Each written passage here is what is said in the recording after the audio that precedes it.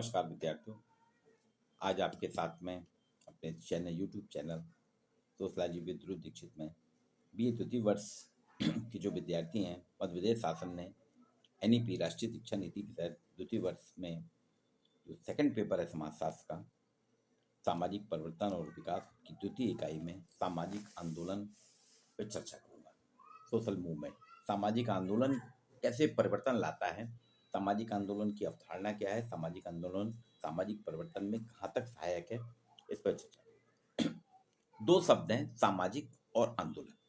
अब आप देखेंगे सामाजिक और आंदोलन के साथ में दोनों शब्दों को अलग अलग, सामाजिक अर्थात समाज से जुड़ा हुआ, समाज के बारे में, समाज के संदर्भ में चर्चा करें। आंदोलन एक क्रिया, मूवमेंट जिसमें विरोध होता है।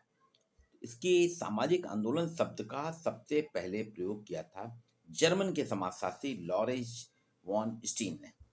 लॉरेंज वॉन स्टीन ने एक किताब लिखी थी, socialist and communist movement since the third French revolution 1848 में ये किताब लिखी थी।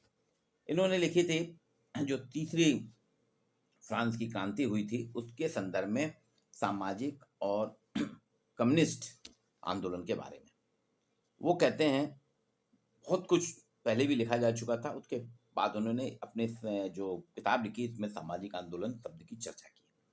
चार्ल्स टिली 1978 में किताब लिखते हैं, उसमें लिखते हैं वो, सामाजिक आंदोलन कलहपूर्ण प्रदर्शन की ऐसी श्रृंखला है जिसके अंतर्गत साधारण लोग सामूहिक रूप से अपने उद्देश्यों को हासिल करने की कोशिश या दावा करते हैं, जिसके मुख्य तीन तत्व होते हैं। तीन तत्व बताए किसमें सामाजिक आंदोलन के, एक अभियान, कैंपेनिंग, रंगपटल, रेपिटेयर एंड WUNC विनिंग का प्रदर्शन, अर्थात W यानी वर्थनेस, U यूनिटी एंड नंबर्स और C कमिटमेंट। यह जनसाधारण की योग्यता, क्षमता, एकता की एक बड़ी संख्या की वचनबद्धता का सामूहिक प्रदर्शन होता है। ये चार्ल्स टिली ने कहा। सिडनी टैरो कहते हैं सामाजिक आंदोलन वास्तव में विशिष्ट वर्ग के विरुद्ध जनसाधारण की सामूहिक चुनौती है। विशिष्ट वर्ग के प्रति जनसाधारण की एक विशिष्ट चुनौती है, सामूहिक चुनौती है। वो कहते हैं कि सामाजिक आंदोलन कोई राजनीतिक आंदोलन नहीं है, राजनीतिक पार्टियां नहीं है, पॉलिटिकल पार्टी या समर्थक समूह, एडवोकेसी ग्रुप नहीं है। ये तो जैसे भारत में बीजेपी है, भारतीय जनता पार्टी है, कांग्रेस है, आप पार्टी है, समाजवादी पार्टी है, ऐसा कोई नहीं पार्टी, इन पार्टियों को हम सामाजिक आंदोलन नहीं कह सकते। ये राजनीतिक दल है, राजनीतिक पार्टियां, सामाजिक आंदोलन नहीं है। राजनीतिक दल तो सापेक्ष रूप से एक स्थायी व्यवस्था है। वो कहते हैं कि राजनीतिक दल, सिडनी टैरो ने कहा कि एक स्थायी व्यवस्था है, ये आंदोलन में भाग ले सकता है, किसी आंदोलन को संचालित कर सकता है, किसी आंदोलन को उकसा सकता है, लेकिन अपने आप में कोई आंदोलन नहीं है। It's not a movement. यह राजनीतिक दल एवं सामाजिक आंदोलन के बीच का अंतर है। राजनीतिक दल आंदोलन को उकसा सकता है, आंदोलन को संचालित कर सकता है, लेकिन आंदोलन नहीं हो सकता। सामाजिक आंदोलन तो वास्तव में क्या है कि इस कलहपूर्ण प्रदर्शन की एक ऐसी श्रृंखला है जिसके अंतर्गत जनसाधारण सामूहिक रूप से अपने उद्देश्यों को हासिल करने की कोशिश या दावा करता है। यह योगेंद्र सिंह, भारतीय समाजशास्त्री, 1973 में उन्होंने कहा था, उन्होंने एक वैचारिकी द्वारा परिभाषित किया, सामाजिक उद्देश्य की प्राप्ति के लिए एक व्यक्ति या सामूहिक नेतृत्व के अधीन सामाजिक आंदोलन संगठित रूप से समाज में जनता के सामूहिक जुटाव की एक प्रक्रिया है। सामाजिक जुटाव, सामूहिक रूप से, कलेक्टिव रूप से जब सामूहिक रूप से जब जुड़ते हैं, ऐड होते हैं, उसकी एक प्रक्रिया है। वो कहते हैं सामाजिक आंदोलन का एक विशिष्ट उद्देश्य होता है जिसमें सामूहिक महत्व होता है, वैचारिक व्याख्या होती है, सामूहिक उद्देश्य होते हैं, वचनबद्ध कार्यकर्ता होते हैं और दृढ़ नेतृत्व होता है, लीडरशिप होती है। सामाजिक आंदोलन एक घटना चक्र है जिसमें उद्गम, परिपक्वता और पराकाष्ठा के प्रमुख चरण देखे जाते हैं। ये योगेंद्र सिंह का कहना, उन्होंने तीन चीजों की बात की है। एक समाजशास्त्री हुए JP सिंह, उन्होंने अपनी किताब आधुनिक भारत का समाज में उल्लेख किया है। वो कहते हैं सामाजिक आंदोलन व्यक्तियों का एक ऐसा प्रयास है जिसका एक समान उद्देश्य होता है, कॉमन ऑब्जेक्ट होता है, और इस उद्देश्य की पूर्ति के लिए संस्थागत सामाजिक नियमों का सहारा न लेके, संस्थागत जो सामाजिक नियमों का सहारा न लेके लोग अपने ढंग से, अपने स्वविवेक से व्यवस्थित होकर किसी परंपरागत व्यवस्था को बदलने का प्रयास करते हैं। इन प्रयासों का उद्देश्य होता है विशेष रूप से विशेषता प्राय किन्हीं वर्तमान सामाजिक संस्थाओं में सुधार करना, उन्हें सुरक्षित रखना और उनके स्थान पर नई संस्थाएं स्थापित करना या उन्हें समाप्त करना होता है। ये कई प्रकार के होते हैं। सामाजिक आंदोलन का वर्गीकरण भी अलग अलग कई प्रकार के आंदोलन होते हैं। भारत में तो बहुत ज़्यादा है। डेविड आवर्ली ने 1966 में बताया कि सामाजिक आंदोलन जो होते हैं, सोशल मूवमेंट, मोटे तौर पे 4 प्रकार होते हैं। एक वैकल्पिक सामाजिक आंदोलन होता है, अल्टरनेटिव सोशल मूवमेंट। दूसरा सुधारवादी सामाजिक आंदोलन, रिफॉर्मेटिव सोशल मूवमेंट। तीसरा मुक्तिप्रद सामाजिक आंदोलन, रेडमेटिव सोशल मूवमेंट। और चौथा क्रांतिकारी सामाजिक आंदोलन, revolutionary social movement. Arya Samaj, ब्रह्म समाज, प्रार्थना समाज आंदोलनकारी सुधारवादी आंदोलन में गिने जाते हैं। वैकल्पिक आंदोलन में हम दक्षिण भारत के SNDP आंदोलन, पंजाब का अकाली आंदोलन कह सकते हैं, कर्नाटक का लिंगायत आंदोलन या उत्तर भारत का वैष्णव आंदोलन को सुधारवादी आंदोलन कह सकते हैं। विद्यार्थी, महिला, पिछड़े वर्ग, दलित, अल्पसंख्यक समूह, निम्न जाति या विशिष्ट जातियों के आंदोलन को मुक्तिप्रद आंदोलन कह सकते हैं। जब किसी आंदोलन में संपूर्ण समाज या किसी एक वर्ग को सामाजिक, आर्थिक, राजनीतिक परिस्थितियों में परिवर्तन पर बल दिया जाता है तो इसे मुक्तिप्रद आंदोलन कहते हैं। उपनिवेशवाद और विदेशी शासन के विरुद्ध स्वतंत्रता संग्राम में सभी लोगों का एक साथ सहयोग था, स्वाभाविक क्या वास्तव में ऐसे संघर्ष को अपना समान उद्देश्य समझते हैं। इसे क्रांतिकारी सह मुक्तिप्रद सामाजिक आंदोलन कहा जाना चाहिए। इसके अलग अलग प्रकार हैं। जैसे विभिन्न समाजशास्त्रियों ने जो सामाजिक आंदोलन के प्रवृत्ति या स्वरूप बताया, उसमें विषय क्षेत्र के आधार पर हम कह सकते हैं 2 प्रकार की। एक होता है सुधार आंदोलन, रिफॉर्म मूवमेंट, जैसे आर्य समाज का था, प्रार्थना समाज का आंदोलन था, है ना, ब्रह्म समाज का आंदोलन। तीसरा अतिवादी, रेडिकल मूवमेंट, जैसे नक्सल आंदोलन, अलकायदा, शिवसेना, तालिबानों द्वारा किए जाने वाले आंदोलन। अभी किसान आंदोलन भी इसी कड़ी में आप रख सकते हैं, अति आंदोलन, रेडिकल मूवमेंट। परिवर्तन की प्रकृति के आधार पर, नेचर ऑफ चेंज, इसमें नवाचार आंदोलन, जैसे परिवार कल्याण के क्षेत्र में हम दो हमारे दो का आंदोलन, चिपको आंदोलन हुआ था, गौरा देवी ने चलाया था। दकियानूशी आंदोलन, कंजर्वेटिव मूवमेंट, जैसे अलकायदा, तालिबानियों का आंदोलन, ये सब दकियानूशी आंदोलन कराते हैं। लक्ष्य आधारित, एम बेस्ड, ये समूह केंद्रित आंदोलन, जैसे ग्रुप फोकस मूवमेंट, जेपी का संपूर्ण क्रांति ग्रुप फोकस था। किसान आंदोलन, स्वतंत्रता आंदोलन। व्यक्ति केंद्रित, बाबा रामदेव का योग, राष्ट्र निर्माण, नर्मदा आंदोलन, अन्ना हजारे का लोकपाल आंदोलन, मध्यकालीन कबीर पंथ आंदोलन। कार्य विधि पर आधारित, वर्किंग, शांति प्रिय आंदोलन, peaceful movement, JP, Anna Hazare और बाबा रामदेव का आंदोलन। हिंसात्मक आंदोलन, वायलेंट मूवमेंट, नक्सलवादी आंदोलन इसके अंतर्गत आते हैं, शिवसेना के आंदोलन आते हैं, असम का उल्फा आता है, अलकायदा आता है, इंडियन मुजाहिदीन का आंदोलन आता है, ये सब हिंसात्मक। अवस्था आधारित, ओल्ड मूवमेंट, पुराने आंदोलन, जैसे इस्लामिक समाज का जिहादी आंदोलन हुआ, ब्राह्मण विरोधी आंदोलन हुआ। नवीन आंदोलन, न्यू मूवमेंट, अलकायदा, नक्सलवादी आंदोलन, नारी मुक्ति आंदोलन, भ्रष्टाचार के विरुद्ध आम आदमी का पार्टी का आंदोलन। क्षेत्र विस्तार, एरिया एक्सटेंशन, वैश्विक, ग्लोबल मूवमेंट, पर्यावरण का ग्रीन आंदोलन, मानवाधिकार आंदोलन, नारी सशक्तिकरण आंदोलन। स्थानीय, लोकल मूवमेंट, नर्मदा आंदोलन, चिपको आंदोलन, शिवसेना आंदोलन, असम का उल्फा। ये अलग अलग प्रकार के आंदोलन होते हैं। आंदोलन मुख्यतः 2 स्वरूप दिखाई पड़ते हैं, एक अल्पकालीन होता है और एक दीर्घकालीन। शॉर्ट टर्म सोशल मूवमेंट जो है, ब्लूमन ने इसकी व्याख्या करते हुए कहा कि शॉर्ट टर्म मूवमेंट जो होते हैं, अल्पकालीन आंदोलन होते हैं, ये असंगठित प्रयासों से उपजते हैं। इनका कोई निश्चित स्वरूप नहीं होता, ये सामान्य निर्देशों के तहत मध्य गति से चलते हैं। कभी आंदोलन बीच में ही थम जाता है, कुछ समय के पश्चात फिर चलने लगता है। इस आंदोलनों का निरंतर चलना तो एक फैशन हो गया है, इसलिए कहते हैं इनकी प्रकृति संगठित होती है, कोई स्थायी नेतृत्व नहीं होता। जो अल्पकालीन होता है, इसका कोई स्थायी नेतृत्व नहीं होता, ना इसमें कोई सदस्यता होती, ना कोई अपनी पहचान होती है। इससे तो एक कोई ठोस निर्देश प्राप्त होता है और वो इन पे नियंत्रण कर लेता है। जैसे दहेज विरोधी आंदोलन, है ना, आपके बलात्कार विरोधी आंदोलन दिल्ली में बहुत हुआ था। वो मोमबत्ती चला गैंग जो है वो अपने आंदोलन करती है, महिला की समस्याओं से जुड़े आंदोलन, रेप हुआ तो वो मोमबत्ती जलाएगी, पर देखिए उसका कोई दिशा निर्देश नहीं होता, वो मुद्दे तक ले जा नहीं पाते कि बिना किसी मुद्दे को लेकर लंबा आंदोलन नहीं चलाते। इनका आंदोलन विवाह, दहेज, बलात्कार, शिक्षा, राजनीति जुड़ा होता है। ये विशेष सामाजिक मुद्दे जो दबाव पड़ना चाहिए वैसा इन पे इनके कारण पड़ता नहीं, इसलिए इनकी गतिविधियां बिखरी रहती हैं। इनमें अति उत्साह के दर्शन होते हैं, कभी जड़ता के। आजकल तो सोशल मूवमेंट में सारे आंदोलन चल जाते हैं।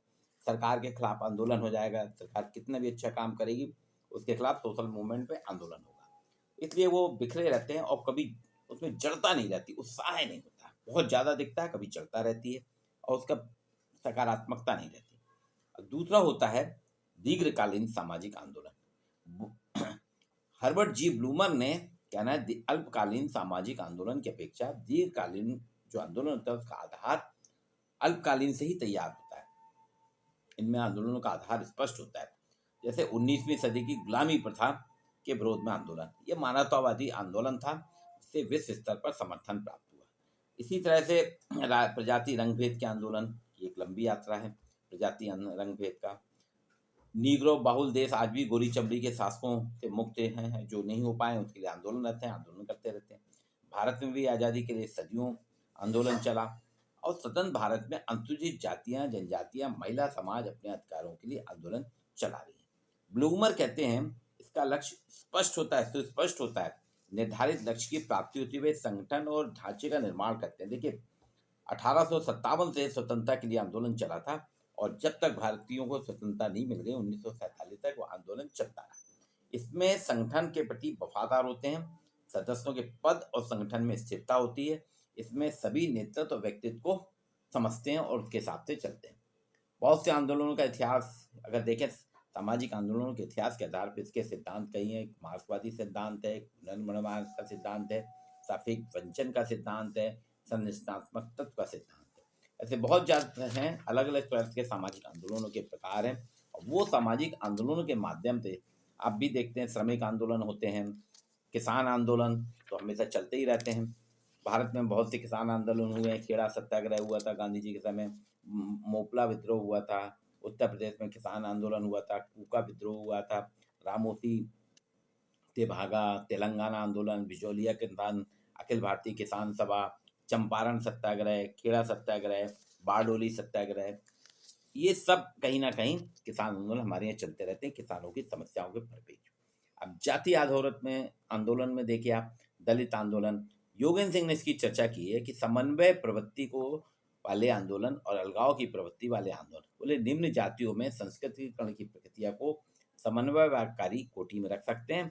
यह जाति व्यवस्था के संस्था के रूप में विरोध नहीं करती जाति व्यवस्था, लेकिन उसके लिए आंदोलन करती है।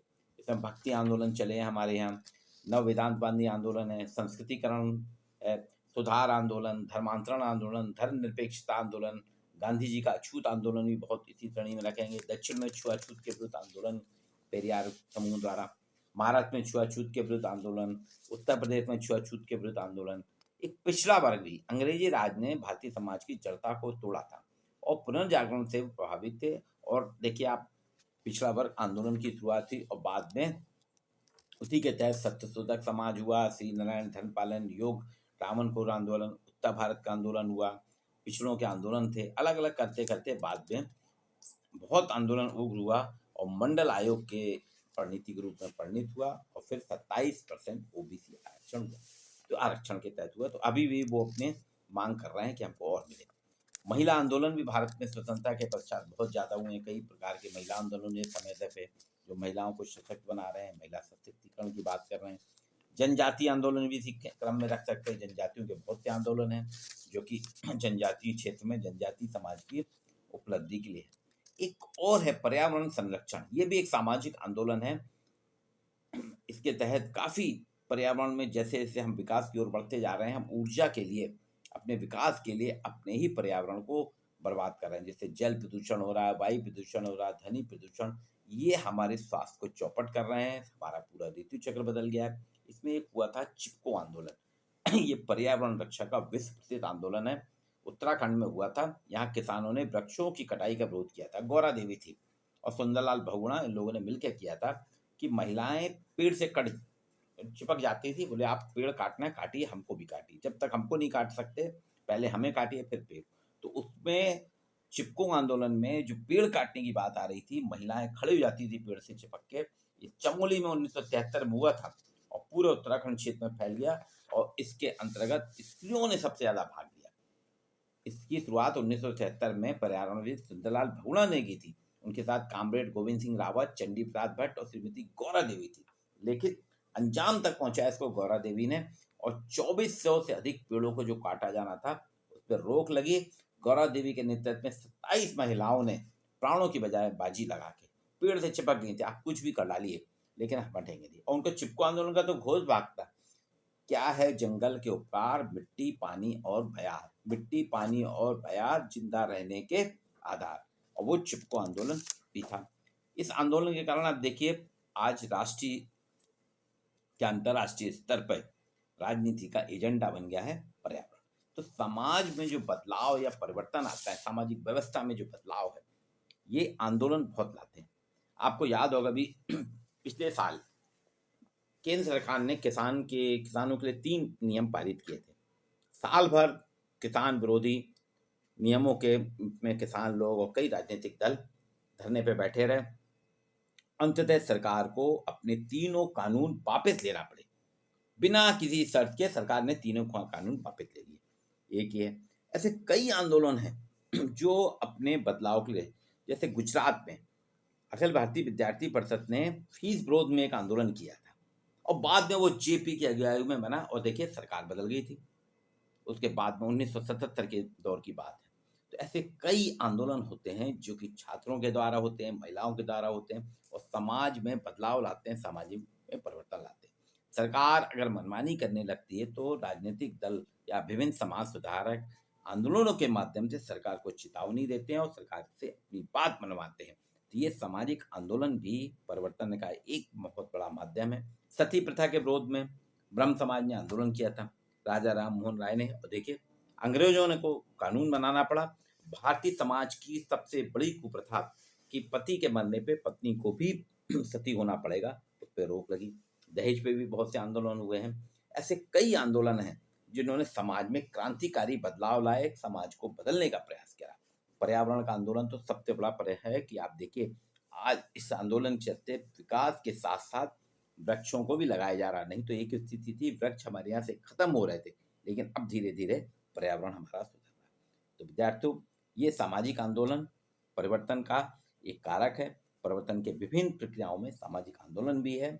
इसको आप पढ़िए। इसके बाद आगे अगली तीसरी इकाई में आपके साथ फिर चर्चा करूँ। आज इतना।